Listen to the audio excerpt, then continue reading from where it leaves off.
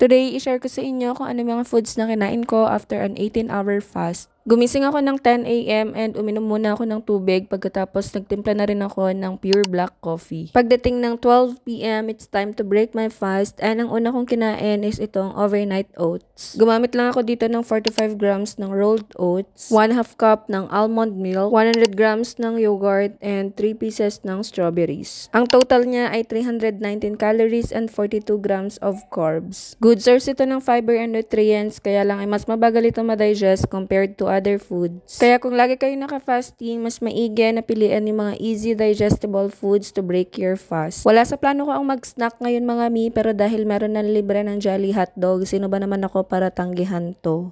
Char. Nakakalula yung total calories and carbs nito, pero dahil libre, kakainin ko pa rin to and bawi na lang din siguro bukas. At 6 p.m. dinner time and hindi na rin talaga ako nagre-rice ng last meal. Yung aking dinner ay 113 grams ng bangus, 60 grams ng okra, and 80.5 grams ng boiled egg. By the way mga mi, i-share ko sa inyo na hindi ako araw-araw na naka 18-hour fast.